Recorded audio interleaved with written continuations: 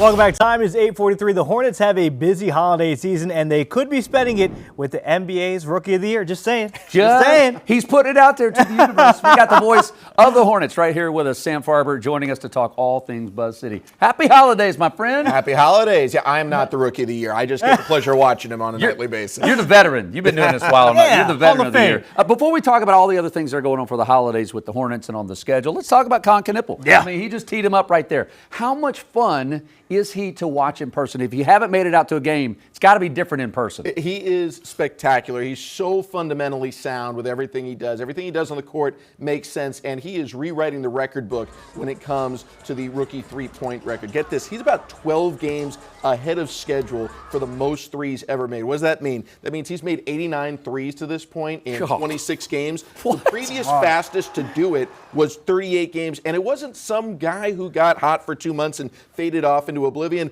It's Luka Doncic. It's Larry Markkanen. These are guys that are all-stars, MVP candidates. These are the kinds of numbers that he's chasing. Not just chasing, he's breaking them right now. All right, you know, we might as well just keep on the Kon Knueppel train here. Remember when LaMelo Ball won Rookie of the Year? He averaged 14 points a game. Kon is averaging 19 right now, more than his teammate at Duke last year, Cooper Flagg. I mean, look, I was pretty bummed. I think a lot of people were when we found out that we weren't going to get Cooper Flagg. I don't think anybody, maybe I wasn't watching Duke close enough, I didn't expect this out of Kon.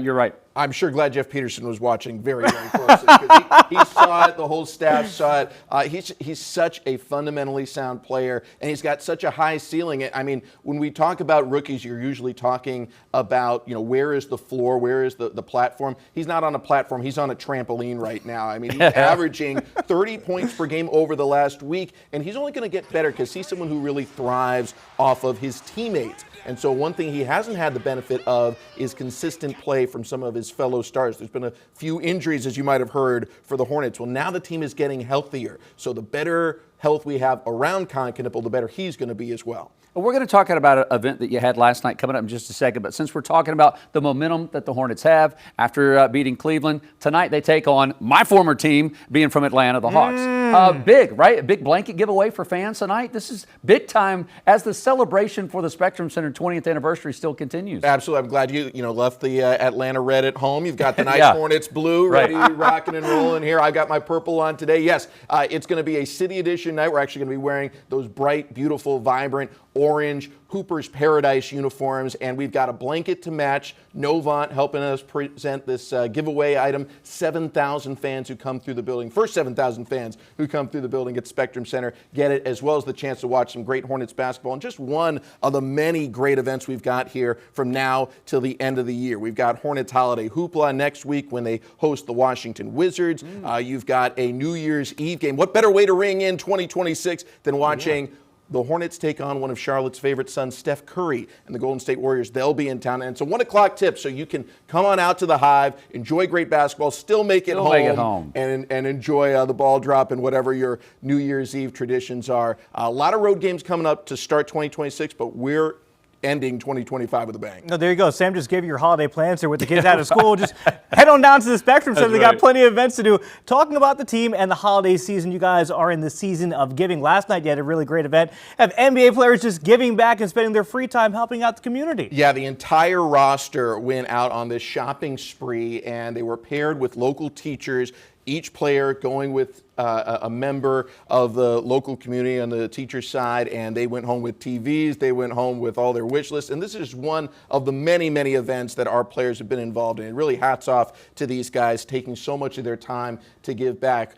Just to name a few, I don't want to miss anyone, but LaMelo Ball, Brandon Miller, Grant Williams, Josh Green, Sion James, they all went out on their own and did individual events, doing toy drives, shopping with kids, delivering meals to people, and this is something that really starts from the top. Rick Schnall and Gabe Plotkin are so generous with their time and with their financial contributions to our community, and it goes back to the glory days of the Hornets, thinking about Del Curry and Muggsy Bogues and the legacy that they set, Michael Jordan in his tenure as the governor of the team.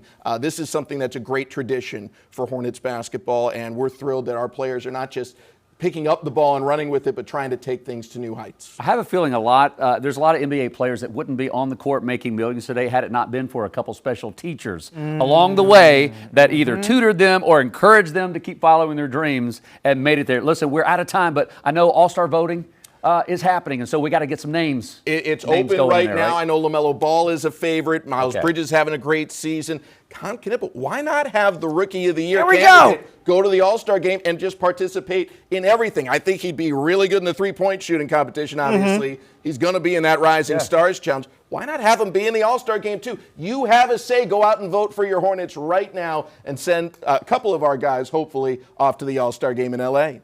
There it is. Perfect bookend. We started and ended with Kon Knueppel. Queen City News Plus. Just search Queen City News on your smart TV's app store.